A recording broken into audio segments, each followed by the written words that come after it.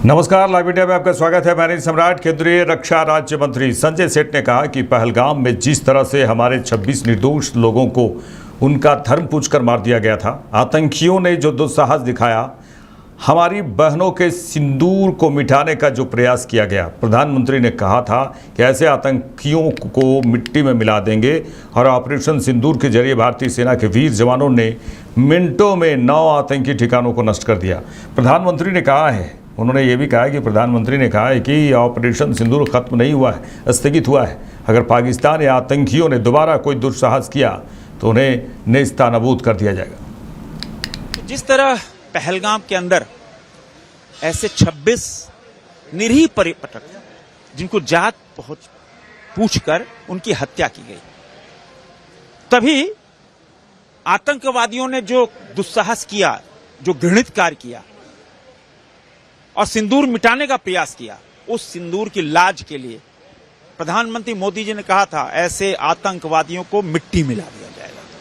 और ऑपरेशन सिंदूर के माध्यम से भारतीय सेना ने, इंडियन आर्मी, एयरफोर्स, नेवी, ऐसे वीर पराक्रमी वीरों ने मिनटों के अंदर ऐसे 9 खूंखार आतंकवादियों के अड्डे नेस्तनाबूद कर दिए। पाकिस्तान जिनके रहनुमा बने हुए थे, उनके 11 एयरबेस बर्बाद कर दिए मिनटों के अंदर। ये पराक्रमी ऐसे वीर भारतीय सेना, आज इसीलिए 140 करोड़ देशवासी भारतीय सेना पे जोश बढ़ रही है। उनको भारत माता की जयकारा लगा रही है। भारतीय प्यारे न्यारे तिरंगे को लेकर ऐसे वीरों को सैल्यूट कर रही है, भारतीय सेना को सैल्यूट कर रही है। और प्रधानमंत्री मोदी ने कहा कि अगर यह ऑपरेशन जो सिंदूर है वो खत्म नहीं हुआ है, वो स्थगित है। अगर कभी भी आतंकवादी या पाकिस्तान हिमाकत करता है तो मुंहतोड़ जवाब दिया। 4x7 सीमाओं पे डटी है, जहां -30 डिग्री टेम्परेचर हो। और आज भारतीय डिफेंस सेक्टर ने दिखा दिया आत्मनिर्भरता, इंडिजिनस दिखा दिया कैसे भारत में मेड इन इंडिया।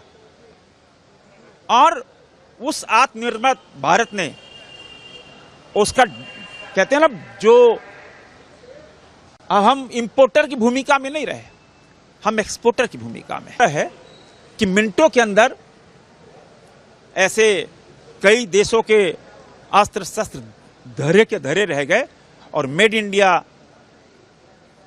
कि जो आत्मनिर्भर भारत के अस्त्र शस्त्र, उन्होंने पराक्रम दिखाकर उनको नेस्तनाबूद कर दिया। उत्तराखंड के मुख्यमंत्री पुष्कर सिंह धामी ने कहा कि प्रधानमंत्री मोदी के नेतृत्व में हमारी भारतीय सेना ने ऑपरेशन सिंदूर चलाया, वीरता, साहस और सही रणनीति के साथ जवाब दिया। पाकिस्तान द्वारा पोषित 9 आतंकी ठिकानों को नष्ट कर दिया गया। जिस तरह से उनके डीजीएमओ ने युद्ध विराम का अनुरोध किया, भारतीय सेना ने उनके हर दुस्साहस का मुंहतोड़ जवाब दिया है। जो भारत को चुनौती देगा, उसे भारतीय सेना मुंहतोड़ जवाब देगी। उत्तराखंड और पूरे देश की जनता सेनाओं के साथ है और उनका धन्यवाद करती है। भारत की सेनाओं ने जिस प्रकार से ऑपरेशन सिंदूर चलाया, शौर्य, पराक्रम और साहस और सटीक रणनीति आदरणीय प्रधानमंत्री श्री नरेंद्र मोदी जी के नेतृत्व में निर्णायक जवाबी कार्रवाई करी, जवाबी हमला किया और पाकिस्तान के अंदर पाकिस्तान द्वारा पोषित 9 आतंकवादी अड्डों को नेस्तनाबूद करने का काम किया। पाकिस्तान की सेना को घुटने टेकने पर मजबूर किया। उनके डीजीएमओ ने, पाकिस्तान की सरकार ने जिस प्रकार से युद्ध विराम का अनुरोध किया, भारतीय सेना ने हर उस मुंहतोड़ जवाब उस कार्रवाई का दिया, जिसमें पाकिस्तान की सेना ने मिसाइल भेजे, ड्रोन भेजे, अनेक फाइटर विमान भेजे। उन सभी को हमारे एयर डिफेंस ने नेस्तनाबूद कर दिया, उनको जो है फेल कर दिया, वहीं हवा में ही उनको पूरी तरह से असरहीन कर दिया। हम भारत की सेना का अभिनंदन करते हैं और पूरे देहरादून में, पूरे उत्तराखंड में, उत्तराखंड देवभूमि है, हमारे प्रधानमंत्री श्री नरेंद्र मोदी जी के नेतृत्व में जो जवाबी कार्रवाई की गई है, एक मजबूत इच्छा शक्ति और निर्णायक लड़ाई लड़ी गई है, जिससे हर भारतवासी का सर गर्व से ऊंचा हुआ है। उत्तराखंड वासी, क्योंकि प्रत्येक घर से यहाँ पर एक सैनिक देश की, हर घर से सैनिक देश की सेवा देते हैं, देश की सीमाओं की रक्षा करते हैं। आज यहाँ देहरादून में सड़कों पर जन समुद्र उमड़ा है। ये इस बात का प्रमाण है कि आज भारत की सेना हमारे प्रधानमंत्री जी के नेतृत्व में जो भारत को चुनौती देगा उसको मुंहतोड़ जवाब देगी। ये भारत के लोगों ने भी आज सेना के साथ खड़े होकर, देश के साथ खड़े होकर एकता और अखंडता का परिचय दिया है। हम सेनाओं का फिर से अभिनंदन करते हैं, उनको बहुत बधाई देते हैं, उनका धन्यवाद करते हैं। उत्तर प्रदेश के मुख्यमंत्री योगी आदित्यनाथ ने भारतीय सशस्त्र बलों के सम्मान में आयोजित भारत शौर्य तिरंगा यात्रा कार्यक्रम में कहा कि 22 अप्रैल को पहलगाम में हमारे पर्यटकों के साथ पाकिस्तान समर्थित आतंकवादियों द्वारा की गई विभत्स घटना की पूरे देश और दुनिया ने निंदा की। आतंकवाद का प्रायोजक पाकिस्तान और उसके आका इस पूरी घटना पर मौन रहे। ऑपरेशन सिंदूर के तहत 100 से अधिक आतंकवादी मारे गए। जिस मजबूती के साथ भारतीय सेना के जवानों ने पाकिस्तान के दुस्साहस का जवाब दिया और दुनिया को यह संदेश दिया है कि हम छेड़ेंगे नहीं, लेकिन अगर कोई हमें छेड़ेगा तो हम उसे छोड़ेंगे भी नहीं। 22 अप्रैल जम्मू कश्मीर के पहलगांव में पर्यटकों के साथ जिस प्रकार की बीभत्स और बर्बर घटना को पाकिस्तान परस्त आतंकवादियों ने अंजाम दिया था, पूरा देश और पूरी दुनिया ने उसकी निंदा की थी। आतंकवाद का पोषक पाकिस्तान और उसके आका इस पूरी घटना में मौन बने रहे। स्वाभाविक रूप से भारत के आन मान शान की रक्षा करने के लिए प्रतिबद्ध हमारी सरकार ने जब ये सारे के सारे प्रमाण देने के बाद भी पाकिस्तान अपनी हरकतों से बाज नहीं आया, तो अंततः ऑपरेशन सिंदूर का एक अभियान चलाया गया और आपने देखा होगा कि पहले दिन ही 100 से अधिक आतंकियों को और उनके परिवार से जुड़े हुए उन लोगों को जो प्रत्यक्ष रूप से इस पूरे आतंकी घटनाक्रम पर आतंकवाद के विष बेल को पालने पोषने में योगदान दे रहे थे, उनको जिस तरीके से उनके बीभत्स कृत्य की सजा दी गई, ये पूरे देश ने भी और पूरी दुनिया ने देखा है और भारत की सेना के बहादुर जवानों के पराक्रम और शौर्य का लोहा भी माना है। पाकिस्तान के द्वारा की गई हिमाकत को जिस मजबूती के साथ भारत के बहादुर जवानों ने, चाहे वो वायुसेना रही हो, थल सेना रही हो या नौसेना रही हो, इन सभी जवानों ने जिस मजबूती के साथ उसका जवाब दिया, दुनिया को संदेश भी दिया कि हम छेड़ेंगे नहीं, लेकिन कोई छेड़ेगा तो फिर उसको छोड़ेंगे भी नहीं। और उत्तराखंड के मुख्यमंत्री पुष्कर सिंह धामी के नेतृत्व में भारतीय सशस्त्र बलों के सम्मान में तिरंगा शौर्य सम्मान यात्रा निकाली जा रही है। पीओके और पाकिस्तान में 9 आतंकी ठिकानों को तबाह करने के लिए भारतीय सेना की ओर से सफलतापूर्वक ऑपरेशन सिंदूर को अंजाम दिया गया। ऑपरेशन सिंदूर की सफलता और भारतीय सैनिकों के जज्बे को सलाम करने के उद्देश्य से उत्तर प्रदेश के लखनऊ में और पूरे देश की भी बात करें तो भारत शौर्य तिरंगा यात्रा निकाली जा रही है। इस कार्यक्रम में यूपी की बात करें तो यूपी के डिप्टी सीएम ब्रजेश पाठक, विधायक पंकज सिंह शामिल रहे। भारत शौर्य तिरंगा यात्रा पर डिप्टी सीएम ब्रजेश पाठक ने कहा कि तिरंगा यात्रा के माध्यम से हम शहर और पूरे देश में भारतीय सशस्त्र बलों को सलाम और सम्मान देने के लिए निकले।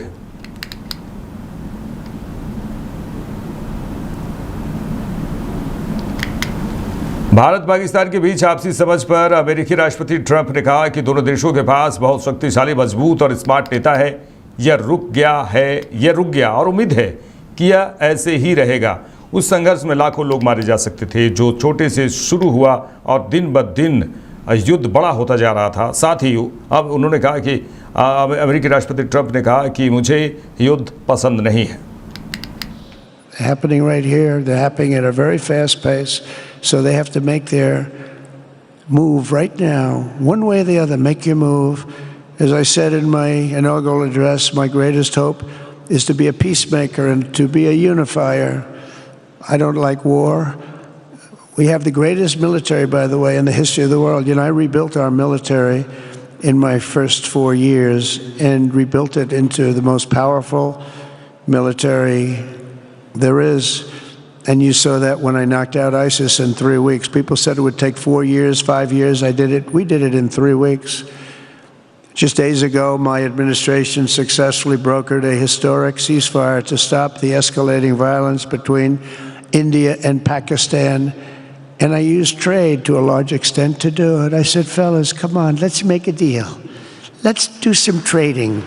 Let's not trade nuclear missiles. Let's trade the things that you make so beautifully. And they both have very powerful leaders, very strong leaders, good leaders, smart leaders. And it all stopped. Hopefully it'll remain that way, but it all stopped. I was very proud of Marco Rubio and all of the people that worked so hard. Marco, stand up. What a great job you did on that. Thank you, J.D. Vance, Marco. The whole group worked with you, but it was a great job. And I think they're actually getting along. Maybe we can even get them together a little bit, Marco, where they go out and have a nice dinner together. Wouldn't that be nice? But we've come a long way, and it could be, you know, millions of people could have died from that conflict that started off small and was getting bigger and bigger and bigger by the day.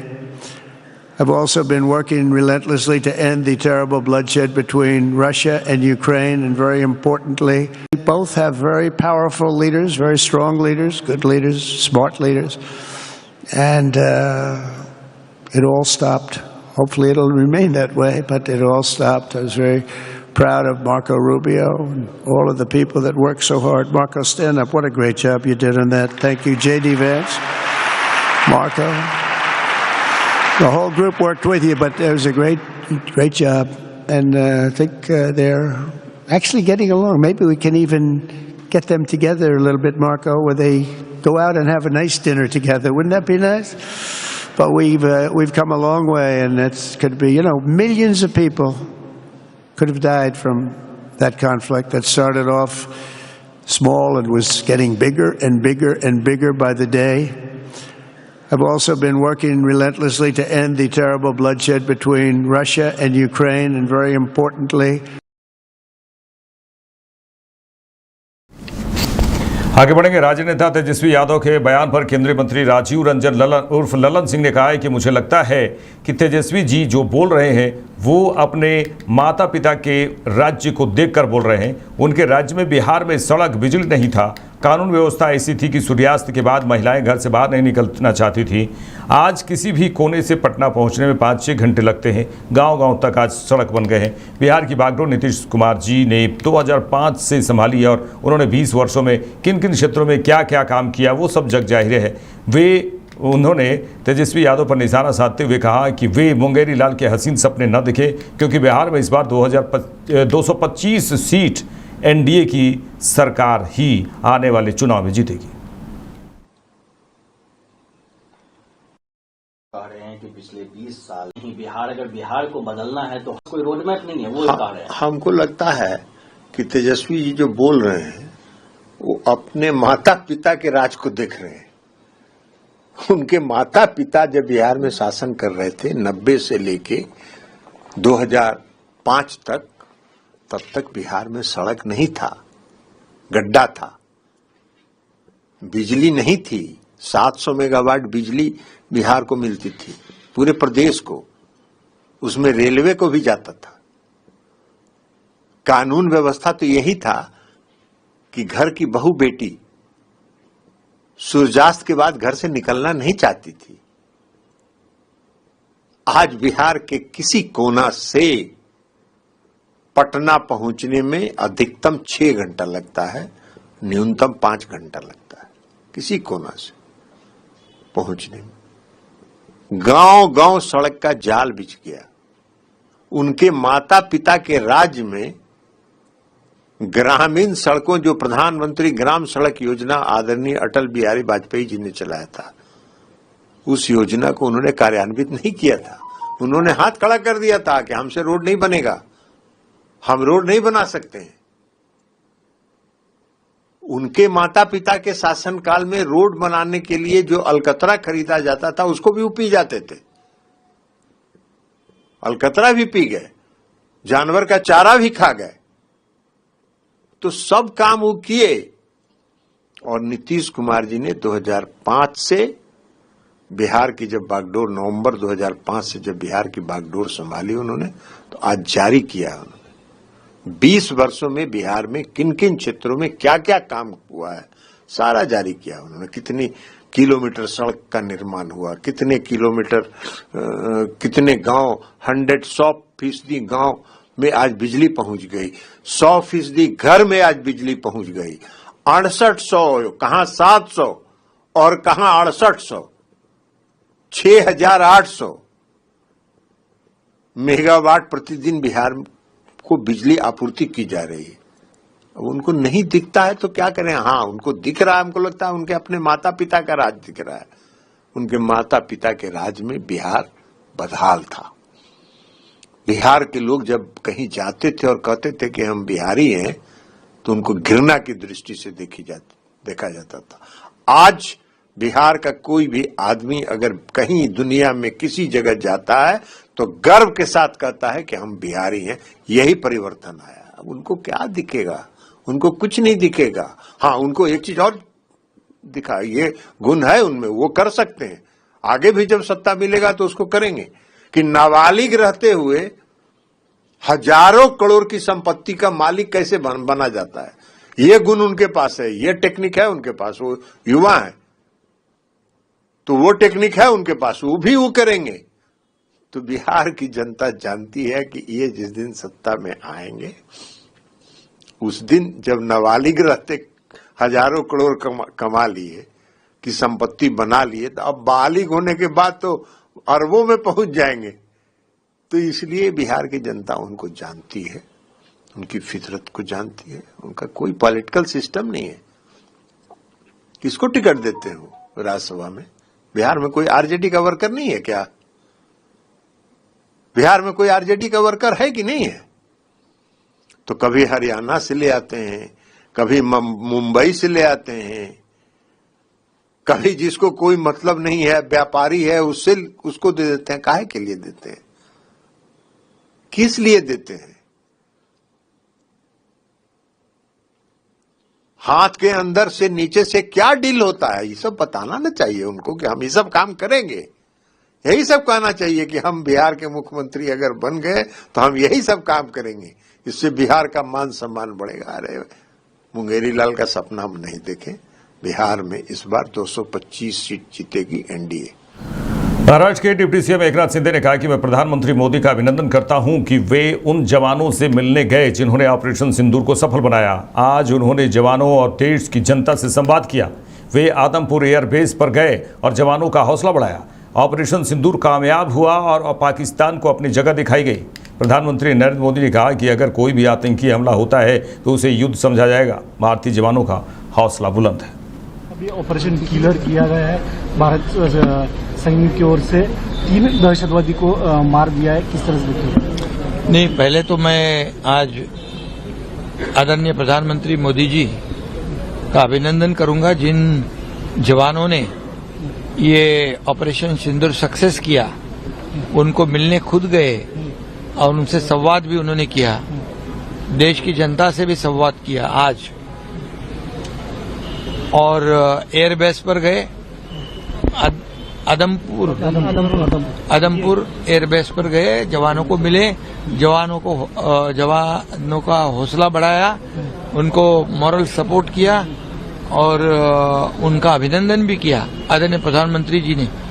और ये बहुत ही हमारे operation सिंदूर की जो यशस्विता है, क्योंकि operation सिंदूर कामयाब हो गया और पाकिस्तान के चक्के छूट गए, पाकिस्तान को उसकी अपनी औकात को पता चल गया और इसलिए भारत ने जो ढंग से, भारत के जवानों ने जैसे जवाब दिया तो पाकिस्तान को पता चल गया अगर ऐसे ही एक्शन होती रही तो हमारा तो नामो निशान मिट जाएगा, बेचिराग हो जाएंगे। और इसलिए उन्होंने ये सीज फायर भी एक्सेप्ट किया, बोला खुद ही भी उन्होंने पहल कर दी कि हमें समझौता करना है। लेकिन अभी फिर अगर ऐसे उनके आतंक टेररिस्ट, आदरणीय मोदी जी ने कहा है अभी तो सिर्फ बात होगी पीओके पर और दहशतवाद पर। अगर कोई भी मिलिटेंट आतंकवादी अगर पहल करता है, आतंकवादी हमला करता है तो उसको युद्ध समझा जाएगा और वैसे पाकिस्तान के साथ, टेररिस्ट के साथ ट्रीट किया जाएगा। और अभी आपने कहा है कि ऑपरेशन किलर ये हमारे जवानों ने अभी 3 लोगों को, आतंकवादियों को मार गिराया, ढेर उनको अभी इस मौके पर 3 आतंकवादी मार गिराए हैं। ये हमारे जवानों का अभिनंदन करने योग्य है, क्योंकि अभी हमारे जवान जो है, भारतीय जवान, उनका हौसला बुलंद है। अभी कोई भी हरकत पाकिस्तान करे या आतंकवादी करे तो उसको मुंह तोड़ जवाब बिल्कुल ऑपरेशन किलर के माध्यम से दिया जाएगा, बिल्कुल उनको छोड़ा नहीं जाएगा। अभी कोई भी हरकत को माफ नहीं किया जाएगा, क्योंकि अभी भारत के प्रधानमंत्री जी ने जो उनका हौसला बुलंद किया है, तो मुझे लगता है कि ये आतंकवाद को खत्म करना, आतंकवाद को उसका नामो निशान मिटाना, और यही पाकिस्तान ने करना चाहिए। ये भी कहा है, उसके बिना उनको चारा नहीं है। अगर आतंकवाद को बढ़ावा देने का काम पाकिस्तान करेगा तो निश्चित रूप से वैसे ही जवाब भारत के हमारे जवान। चलिए आगे बढ़ेंगे। बड़ी खबर यह है कि आज बीएसएफ जवान पूनम कुमार शॉ, जो 23 अप्रैल 2025 से पाकिस्तान रेंजर्स की हिरासत में थे, उन्हें भारत को सौंप दिया गया। ये बड़ी खबर है, जहां ये भी बता दें कि आज सुबह 10:30 में कांस्टेबल पूनम कुमार शॉ को अटारी बाघा सीमा पर बीएसएफ द्वारा पाकिस्तान से वापस लाया गया। कांस्टेबल पूनम कुमार शॉ 23 अप्रैल 2025 को फिरोजपुर सेक्टर में ऑपरेशनल ड्यूटी के दौरान गलती से पाकिस्तान की सीमा में चले गए थे और उन्हें पाक रेंजर्स ने हिरासत में ले लिया था।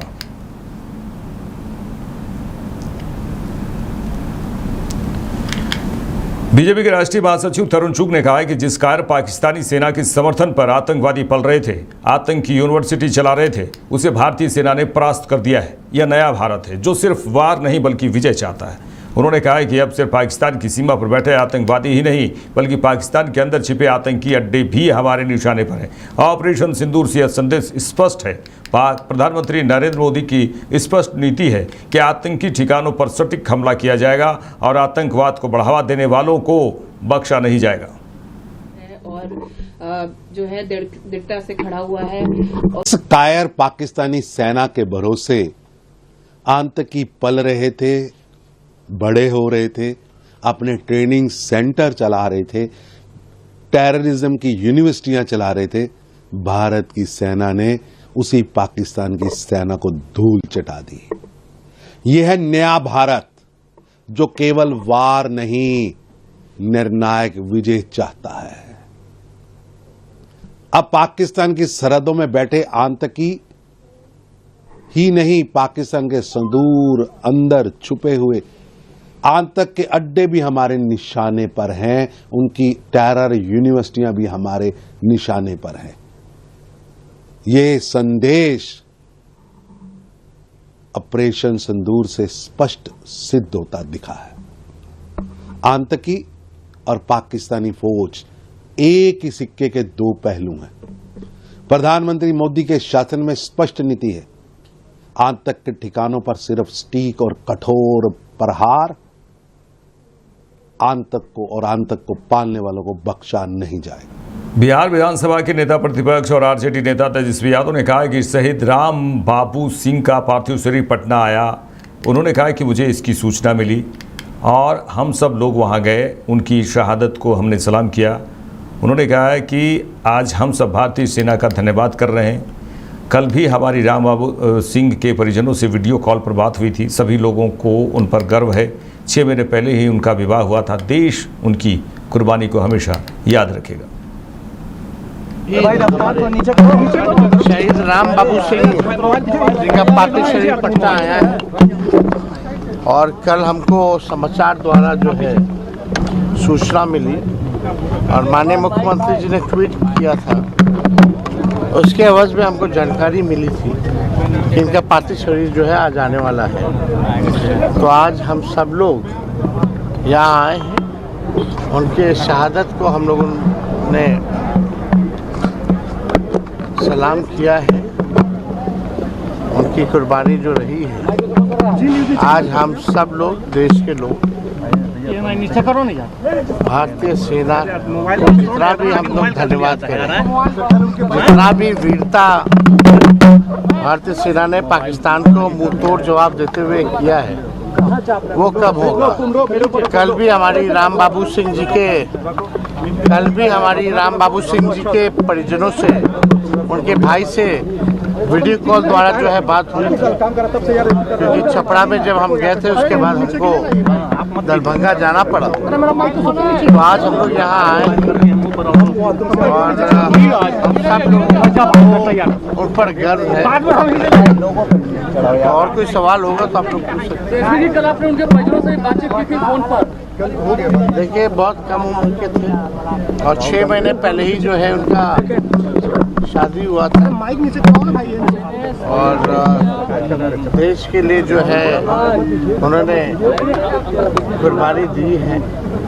देश और बिहार उनकी कुर्बानी को हमेशा याद करेंगे। और हमने कल भी कहा था और हर बार हम कहते हैं, कभी भी राष्ट्र सुरक्षा की बात आती है, कभी भी युद्ध का वातावरण रहता है, तो बिहारी कभी पीछे नहीं हटता। बिहारी हमेशा आगे रह करके देश के लिए, देश की सुरक्षा के लिए, देश के आम नागरिकों के लिए हमेशा आगे खड़ा रहता है, चाहे कोई परिस्थिति हो। बिहारियों का बड़ा एक योगदान है। तो हम सभी बिहार के लाल को हम लोग सलाम करते हैं। और कल मुख्यमंत्री जी का जो ट्वीट आया था, उसके ज़रिए उम्मीद करते हैं कि जल्द से जल्द जो है आर्थिक मदद जो है 50 लाख का मुख्यमंत्री जी ने ऐलान किया है, तो उनको ऐलान करें। और हम आज जो है गृह मंत्री अमित शाह जी को चिट्ठी भी लिखने वाले हैं। जो बीएसएफ के हों या मिलिट्री के हों, सीआईएसएफ के हों, सीआरपीएफ के हों, कई लोगों का ड्यूटी जो है जम्मू कश्मीर में लगा और कई लोग जो है शहीद हुए हैं। जितने भी मिलिट्री फोर्सेस हैं शहीद हुए हैं। वॉर में, युद्ध में उन्होंने अपनी जान की बिना परवाह किए हुए देश के रक्षा के लिए शहादत जो दी है। हम अमित शाह जी को कहना चाहते हैं कि मिलिट्री फोर्सेस में शहीद का दर्जा नहीं मिलता है। हम चाहते हैं अमित शाह गृह मंत्री जी से। जम्मू कश्मीर में हज यात्रियों का दूसरा जत्था हज हाउस श्रीनगर से एयरपोर्ट के लिए रवाना हुआ है। तस्वीरें देखिए आप, वहाँ जहाँ भारत पाकिस्तान के बीच समझौते के बाद वे मक्का सऊदी अरब के लिए रवाना हो रहे हैं। श्रीनगर से हज यात्रियों का पहला जत्था 4 मई 2025 को रवाना हुआ था। ये तस्वीरें देखिए, जम्मू कश्मीर में हज यात्रियों का ये जत्था है जो ये दूसरा जत्था हज हाउस श्रीनगर से एयरपोर्ट के लिए रवाना हुआ। भारत पाकिस्तान के बीच समझौते के बाद जो समझौता हुआ सीज फायर को लेकर, वे मक्का सऊदी अरब के लिए रवाना हो रहे हैं। और श्रीनगर से हज यात्रियों का पहला जत्था, ये भी बता दें कि श्रीनगर से हज यात्रियों का पहला जत्था 4 मई 2025 को रवाना हुआ था।